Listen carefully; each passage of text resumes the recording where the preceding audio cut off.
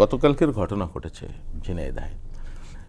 তো ঘটনা মামলা হয়েছে, দুইটা মামলাই হয়েছে। এনসিপিও মামলা করেছে, ছাত্রদলও মামলা করেছে।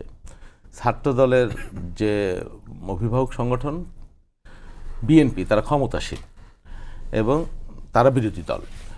এই যে ছাত্রদলের নামে এনসিপি মামলা করেছে, তারা আজকে আদালতে গিয়ে প্রত্যেকটা ছেলে জামিন নিয়েছে।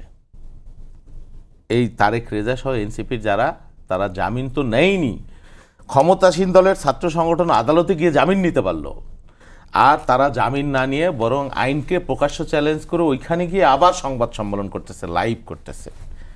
মানে গণতন্ত্র কোথায় চলে গেছে যে আইন আদালত থোড়াই কেয়ার, যার যা ইচ্ছা তা বলতে পারবে, ফ্রি স্টাইলে বলতে পারবে, গালাগালি করতে পারবে, নোংরামি করতে পারবে, বিদ্বেষ করতে পারবে, মামলা করা যাবে না, ধরা যাবে না, ছোঁয়া যাবে না, বলা যাবে না কথা। রক্ত দিয়ে পেলাম শালার আজব স্বাধীনতা। এমন স্বাধীনতা পাইছি যে মা বোনের কোনো ইজ্জত নাই এই দেশে।